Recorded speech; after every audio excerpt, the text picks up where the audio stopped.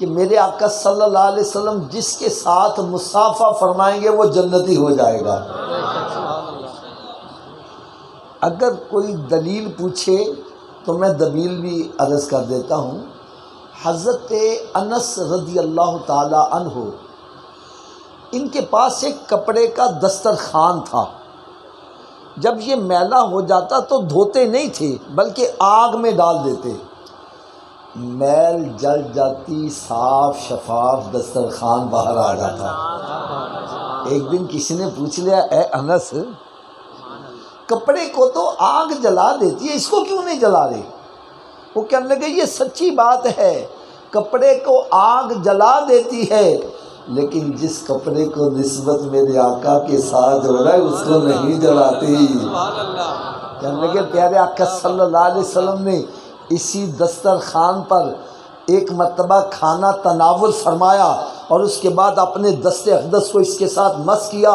اس دن کے بعد جب بھی یہ میلا ہو جاتا ہے میں آگ میں ڈال دیتا ہوں، میل تو جل جاتی ہے، کپڑا تھوڑا سا اونچی آواز سے بولو، کپڑا نہیں جلتا۔ ایک مرتبہ پھر اونچی آواز، کپڑا نہیں جلتا۔ اب میری بات ذرا توجہ سے سننا، میں ایک اشارہ کرنے لگا ہوں، پتہ نہیں کس کے دل پر چوٹ لگے۔ جس کپڑے کے ساتھ میرے آقا صلی اللہ علیہ وسلم کا دست اقدس تھوڑی دیر کے لیے مس کر جائے، کتنی دیر کے لیے؟ اس کو آگ نہیں جلا، اونچی بول دو یار، نہیں جلا سکتی۔ ایک مرتبہ پھر اس کو آگ نہیں جلا سکتی۔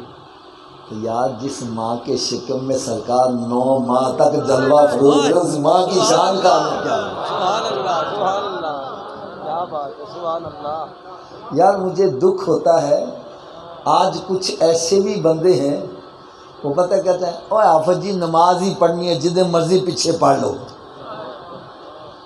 حضرت جی نماز ہی پڑھنی ہے نا، رب نو سجدہ کرنا ہے، جدے مرضی پیچھے پڑھ لو۔ دیکھو یار جتنے بھی آپ مسجد میں بیٹھے ہو، یہ سٹیج والوں کو بھی میں یہ کہہ رہا ہوں، ہم میں سے کوئی بندہ دعوے سے کہہ سکتا ہے میرے ماں باپ جنتی ہیں؟ اونچی بولو یار۔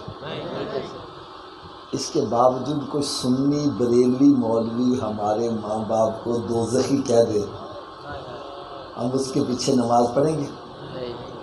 تھوڑا سا اونچی آواز سے بولو یار، کتنے دکھ کی بات ہے، جو تیرے ماں باپ کو جہنمی کہے تو اس کے پیچھے نماز نہیں پڑھتا، اور جو امام الانبیاء کے والدین کو جہنمی کہہ رہا ہے اس کے پیچھے تیری نماز کیسی ہو جائے؟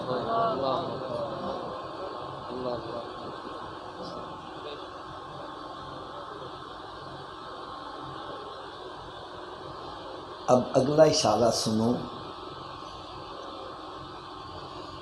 میں ایک بات کا اعلان پہلے کر دوں، میری بات غلط لگے آپ نے لحاظ نہیں کرنا، بھرے مجمع میں کھڑے ہو کے کہنا حافظ صاحب آپ غلط کہہ رہے ہیں، میں برا نہیں مناؤں گا، معذرت بھی کروں گا، الفاظ بھی واپس لوں گا، اور اگر میری بات سچی ہو پھر عمل ہونا چاہیے کہ نہیں ہونا چاہیے؟ اونچی بولو یار، کرو گے عمل؟ اب دیکھو اشارہ سنو ذرا، جس کپڑے کے ساتھ میرے آقا صلی اللہ علیہ وسلم کا دست اقدس تھوڑی دیر کے لیے مس کر جائے اس کو آگ نہیں جلا سکتی، اونچی بولو یار، نہیں جلا سکتی۔ یار تو اسی دست اقدس پر تو تمام صحابہ کرام نے بیعت کیا، ان کا مقام کیا ہوگا؟ سبحان اللہ، سبحان اللہ۔ حضرت صاحب یہ میں نہیں کہہ رہا، ارے قرآن، رب کا قرآن بیان کر رہا ہے۔ سبحان اللہ۔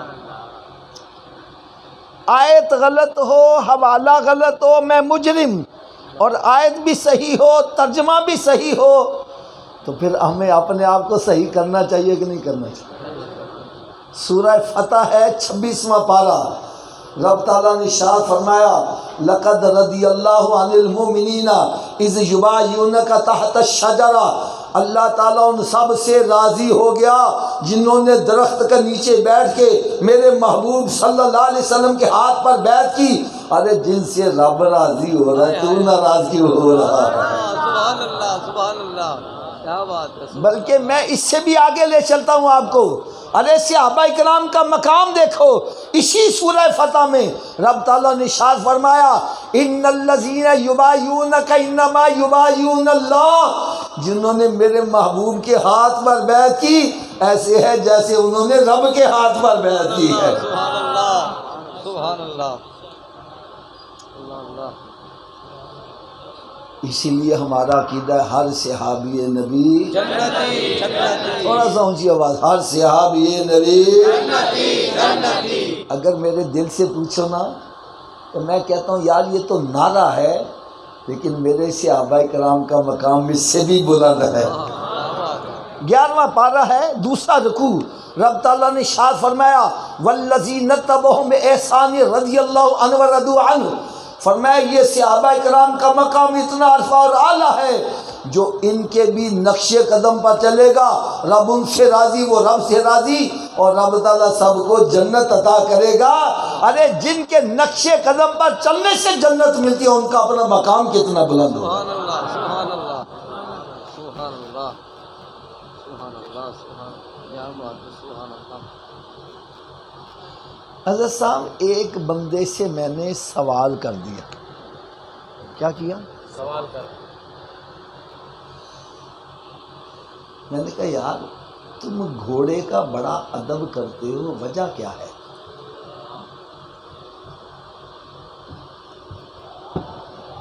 جزاک اللہ. کس کا؟ گھوڑے کا. گھوڑے کا ادب کرتے ہو، وجہ کیا ہے؟ جی کہنے لگا حافظ صاحب آپ کو پتہ نہیں ہے میرے آقا صلی اللہ علیہ وسلم کا نواسہ امام عالی مقام امام حسین رضی اللہ تعالیٰ عنہ میدان کربلا میں گھوڑے پر سوار ہو کر تشریف لے گئے تھے. میں نے کہا یار پہلی بات تو یہ ہے کہ میدان کربلا ریتلا علاقہ ہے اور ریتلے علاقے میں گھوڑا کام اونٹ کام دیتا ہے، لیکن اگر تم کہتے ہو گھوڑا تو چلو کم گھوڑا ہی ہوگا. لیکن میرا اگلا سوال یہ ہے جس گھوڑے کا تم ادب کرتے ہو اس پہ تو آپ سوار نہیں ہوئے نا.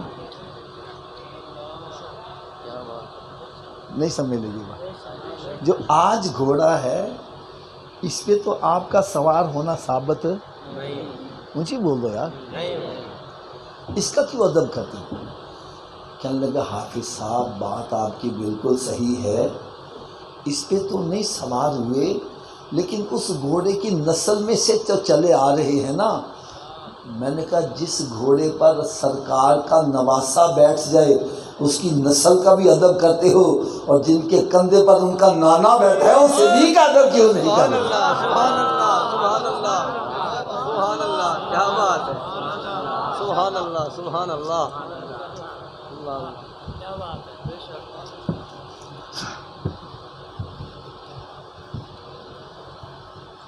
حضرت صاحب جی گھوڑے پر ان کا نواسہ بیٹھے اس گھوڑے کی نسل کا بھی ادب کرتے ہو، اور جن کے کندھوں پر ان کے نانا بیٹھے اس صدیق کا ادب کیوں نہیں کر رہے ہیں؟ کیا بات ہے، سبحان اللہ. میں نے کہا یار ایک اور چھوٹا سا میرا سوال ہے، یہ سارے توجہ سے سن، میں پھر اپنی بات ریپیٹ میں، میری بات غلط ہو لحاظ نہیں کرنا، کھڑے ہو کے آپ صاحب غلط کہہ رہے ہیں. میں نے کہا یار ایک بندے کو میدان کربلا میں دفن ہونے کی سعادت مل جائے، ایسے بندے کے بارے میں تمہارا کیا عقیدہ ہے؟ کہنے لگا جی وہ تو سیدھا جنتی. وہ کیا بھائی سیدھا جنتی کیوں ہو گیا؟ آپ کو پتہ نہیں ہے میدان کربلا وہ میدان ہے جس کی مٹی میں سرکار صلی اللہ علیہ وسلم کے نواسوں کا خون شامل ہے.